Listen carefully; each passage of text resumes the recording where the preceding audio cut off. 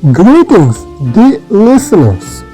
My name is Serikbayev Syrym, and today our broadcast is dedicated to knowledge testing. Since earliest times, humans tried to make sense of the world around them. First, our ancestors rely on their senses, which in turn slow down intellectual progress and make way to very conservative worldview. Then we try using abstract thinking as method of problem solving. Poets and artists quickly discovered benefits of inspirational intuition.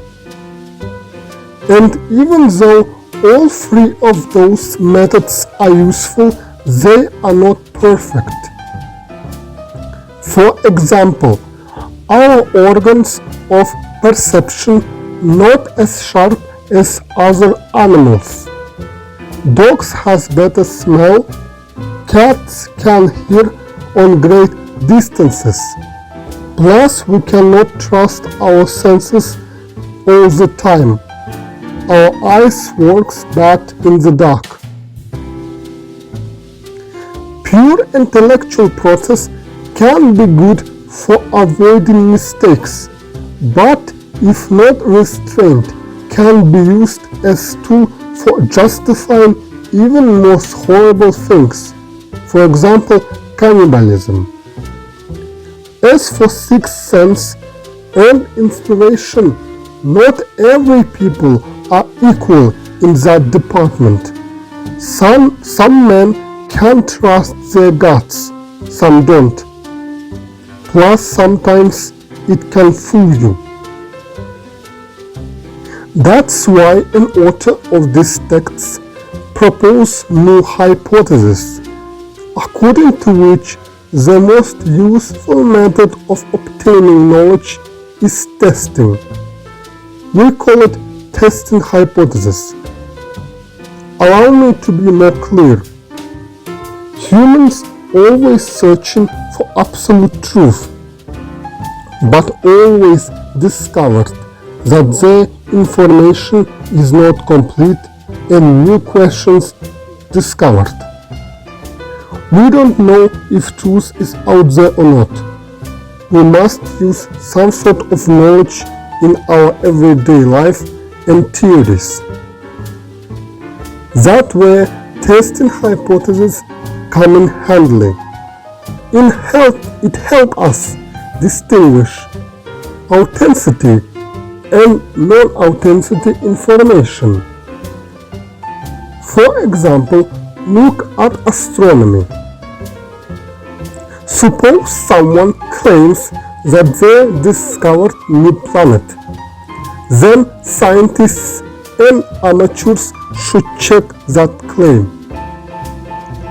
Or if we take social issues, suppose government wants improved living conditions of its citizens through private competition. In order to see whatever it will work or not, the best approach is experimental policy. It goes like this. Selective areas and communities are chosen and policy is tested. Or another example, social regulation experiments. Again, we choose several living areas and observe what kind of regulation works and what don't. Information is also a good example. If we want to avoid misunderstanding, we need knowledge that is checked and verified. For example, suppose some corporation claims that its product is made without human trafficking. Then journalists, bloggers must check whatever is truth or not. If we talk about paranormal phenomena, then scientists and enthusiasts should investigate such cases. Or take civil or criminal courts. In judiciary, the most important thing is evidence. That's why the examination is the most important part of judicial process. And now our broadcast is over. Please subscribe to this channel. That was the host, Serikbayev Syrym. Goodbye.